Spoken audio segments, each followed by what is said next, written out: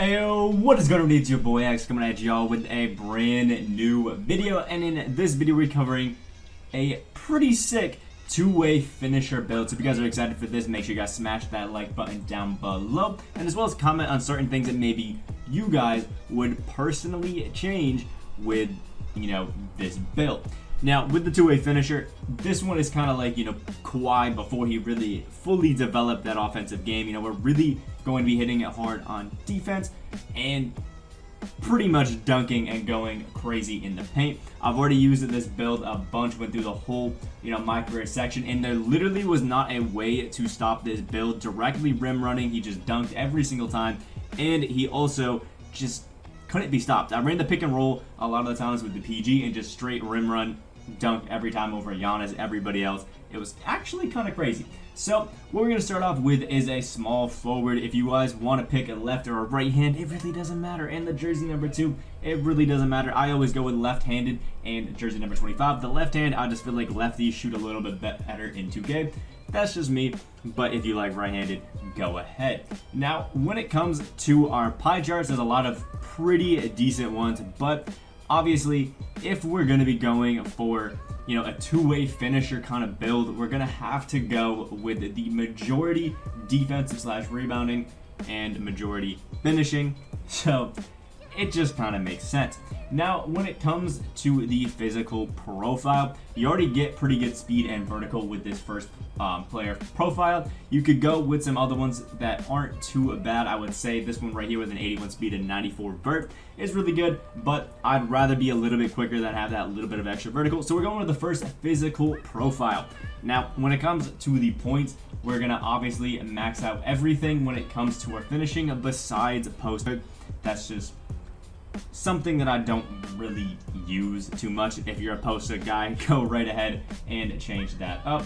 When it comes to our defense / rebounding, we're going to increase our perimeter, our lateral quickness, our steal, block, and our defensive rebounding. And then I'm going to move the offensive rebounding up just enough so that we can get, actually not the offensive rebounding, sorry, the interior defense just enough so that we can get to our 20th badge right here. So you should be left with 107 attribute upgrades remaining, which is nice. Then we're going to move our mid-range up to the 65. The 3-point, we're moving it up a little bit just so that we can kind of hit some of these shots. And then I would love to move some of these up as well. I think if I remember correctly, we moved down the mid-range shot down to a 60, wasn't really feeling it, and then we moved that up a little bit so we could get 6 playmaking badges. You'll see why we need those playmaking badges. Now, if you wanted to have a few more shooting badges because you wanted to have some sort of hot zone hunter or better catch and shoot, you could do that. But for my purposes, I think our 20 defensive / rebounding badges are going to work great because that means we get 5 Hall of Fame badges. Our finishing, we can have 5 Hall of Fame as well as a silver if we wanted to, or 2 bronze. We get 1 bronze shooting badge and then 2 golds as well on those, which help us out a bunch. The body shape, it really doesn't matter. If you guys want to be solid, you can go ahead, defined, burly if you want a real big boy out there, built, slight. I usually go with defined. It's just kind of what I do, is what it is. Now, the height is probably one of the more important things that you could do. If you move down your height, you get lower standing dunk, you get a better dropping layup, and you even get some better things in perimeter, lateral quickness, steal, which is pretty nice. But what I decided to do is leave it nice and still at 6'7". It just kind of seemed like the right thing to do. And when I first made this build, I moved up to about 240 for our weight because we had an 84 speed, a 67 strength, which was pretty nice. But in hindsight, I think I kind of like moving it down just a little bit. That way we can just get a nice boost on our speed up to about an 86 without taking too many negative boosts.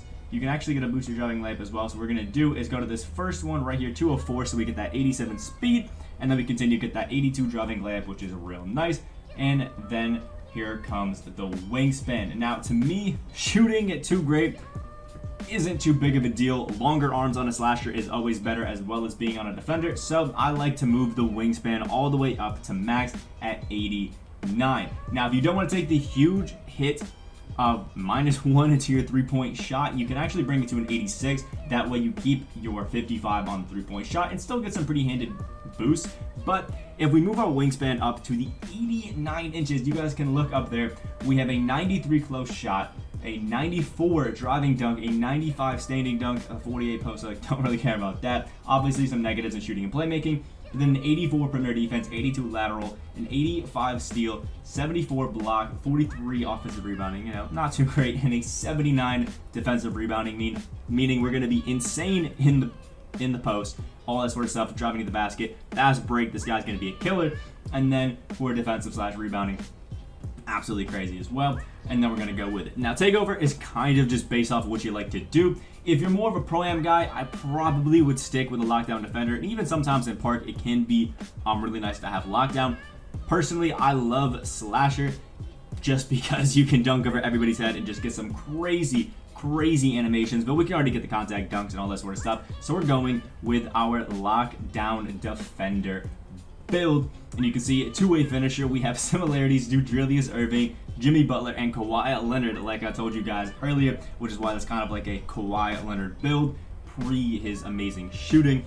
And it's a pretty nice build, if I do say so myself. Pick it up, try it out, and you probably will not regret it when you're going in there. You kind of feel like a bit of a Giannis. When we're setting overall for testing, honestly, always just go with the 99. There's really not too much reason to drop it below. If you want to see what it'd be like before you get some other boosts, you can go 95, but we don't know 100% how the Park system is going to work. So just try it out at 99. And then the big thing are our badges. When it comes to your jump shot, pick whatever you want. I've really been a fan of the Ray Allen jump shot base. Just kind of me. That's how I've been feeling lately. When it comes to our finishing badges, this is one that I've had a bit of difficulty trying to pick out. Ones that I like, obviously contact finisher. Fancy footwork is what I've been throwing up, but I'm not 100% convinced that fancy footwork is as good this year as it was last year. So this is one that I may change a little bit, maybe take off and put on some other things. You know, maybe take it down to gold and then get something else up. But for now, I'm going to have it on Hall of Fame. Pro Touch is one that I absolutely love. I've noticed a massive boost with Pro Touch this year when I'm playing with all of these slashes, because if you use that right stick timing to get it on, check out the last video if you guys have it for more information on that.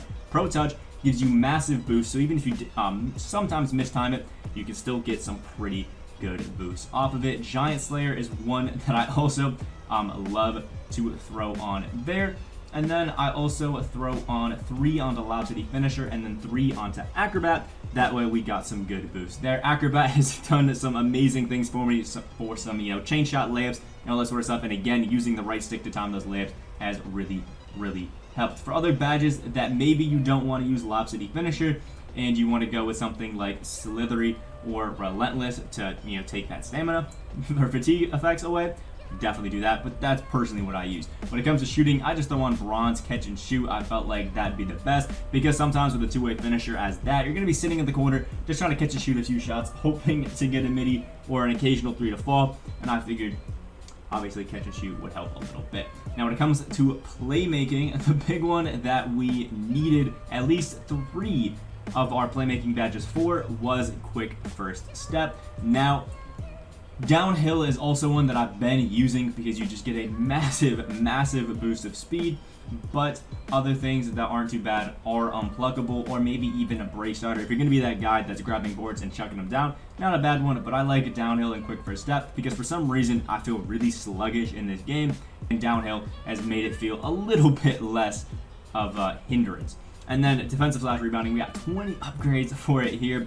Obviously, we're throwing Clams up to Hall of Fame, Intimidator up to Hall of Fame, Pickpocket and Pick Dodger all the way up to Hall of Fame, and I also do Interceptor up to Hall of Fame as well.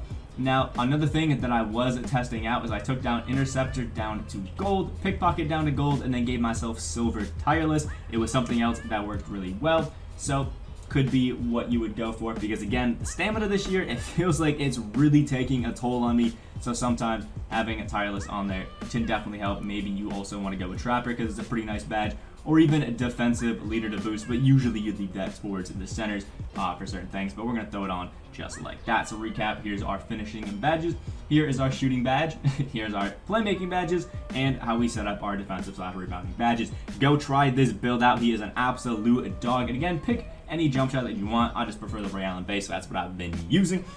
And yeah, it's nice and fun. Let me know what you guys think about this two-way finisher build down in the comment section below. Make sure you guys liked it if you guys did enjoy, and let me know other builds that you guys want to see. I'm going to try to do a Giannis, Ben Simmons, LeBron build. That sort of stuff that I think could be really fun. So if there's, fun NBA players you guys want to see, it'll be down there, and we can get it nice and poppin'. Subscribe if you guys are new on that road to 7.1K. I hope you guys have a great rest of your day, and I will see y'all in the next video.